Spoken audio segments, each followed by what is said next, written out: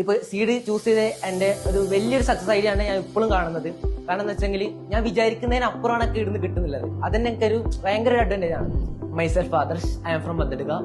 ഞാനിപ്പോ സീഡ് ക്യാമ്പസിൽ ACCA knowledge level ഇപ്പൊ കംപ്ലീറ്റ് ആവാൻ പോവുകയാണ്. അപ്പൊ ചെറിയ വയസ്സിൽ തന്നെ എനിക്ക് ഒരു അച്ചീവ്മെന്റ് വേണമെന്ന് എന്റെ ഭയങ്കര ആഗ്രഹമായിരുന്നു. അതുകൊണ്ട് തന്നെ എനിക്ക് ആപ്റ്റ് ആയിട്ടുള്ള ഒരു സ്ഥലവും പ്ലേസിൽ നോക്കിയിട്ടാണ് ഞാൻ ഇപ്പോൾ ACC ചൂസ് ചെയ്തത്. ഞാൻ സീഡ് ക്യാമ്പസ് ബെസ്റ്റ് ചൂസ് ചെയ്ത കാരണം തന്നെ അത് തന്നെയാണ്. എന്റെ ഇതുവരെ ലൈഫിൽ ഞാൻ കുറെ ഡിസിഷൻസ് എടുത്തിട്ടുണ്ട്. അതിൽ കുറെ ഫ്ലോപ്പ് ആയിട്ടുണ്ട്, കുറെ സക്സസ് ആയിട്ടുണ്ട്.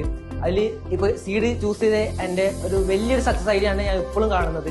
കാരണം എന്താ വെച്ചെങ്കിൽ ഞാൻ വിചാരിക്കുന്നതിന് അപ്പുറമാണ് ഒക്കെ ഇടുന്ന് കിട്ടുന്നില്ലത്. അതെന്നെ എനിക്കൊരു ഭയങ്കര ഒരു അഡ്വാൻറ്റേജ് ആണ്. ഫിനിഷ് സ്കൂൾ എന്തെന്ന് ഒരു ഐഡിയ ഉണ്ടായിട്ടാ. പക്ഷെ അതിന്റെ ഇടക്കാണ് സാറ് പറഞ്ഞത് ഒരു ഗ്രൂപ്പായിട്ട് ഡിവൈഡ് ആക്കിയിട്ട് നമ്മളോട് പറഞ്ഞു ഒരു കമ്പനി രൂപീകരിക്കാൻ പറഞ്ഞു. അതിൽ ഒരു CEO ഉണ്ടാവും, CF ഉണ്ടാവും, ആ മെമ്പേഴ്സിനെ സെലക്ട് ചെയ്യാമെന്നും. അതിൽ ഞാനായിരുന്നു എന്റെ ഗ്രൂപ്പിൽ ഞാനായിരുന്നു CEO. അതിലാണ് എനിക്ക് മനസ്സിലായത് എത്രത്തോളം എനിക്ക് പ്രസന്റ് ചെയ്യാൻ കഴിയുന്നുണ്ട്. കാരണം വെച്ചാൽ ഇവിടെ ഫ്യൂച്ചർ CEO ഒരു മീറ്റപ്പ് വെച്ചിട്ടുണ്ടായിരുന്നു. അതിൽ എന്നെ കൊണ്ട് ആവുന്നപോലെ ഞാൻ പ്രസന്റ് ചെയ്തിട്ടുണ്ട്. എന്തോ അതായത് മൈക്ക് പിടിച്ചിട്ട് സംസാരിക്കുമ്പോൾ ഞാൻ എന്തോ വലിയ ലെവലിൽ എത്തി. മീൻസ് ഒരു സ്റ്റാൻഡേർഡ് ഫീൽ ചെയ്യുന്നുണ്ടായിരുന്നു. സീഡ് ക്യാമ്പസിലെ ഫാക്കൽറ്റിയെ കുറിച്ച് പറയുകയാണെങ്കിൽ ഞാൻ സ്വപ്നത്തിൽ പോലും വിചാരിക്കാത്ത സംഭവങ്ങളൊക്കെ നടന്നത് ഞാൻ പറഞ്ഞു. അതെന്താ വെച്ചെങ്കിൽ എന്റെ പ്രായത്തിലുള്ള പോലത്തെ ഒരു സാറെ ഒരു ബിഹേവിയർ ഇല്ല. അതായത് ചെറിയ വയസ്സിൽ. അപ്പൊ ആ നമ്മളായിട്ട് ബന്ധപ്പെടുമ്പോൾ നമ്മളായിട്ട് ഇന്ററാക്ഷൻ ഇല്ല, ഭയങ്കര ഫ്രണ്ട്ലി ആയിരുന്നു. അതുപോലെയൊക്കെ എന്തോ സീഡിനൊക്കെ കിട്ടിയിട്ടുണ്ട്. അത് എന്തെന്നൊക്കെ അല്ല, എന്തോ ഒരു പെർസെന്റ് ഒക്കെ ഇടുന്ന് കിട്ടുന്നുണ്ട്.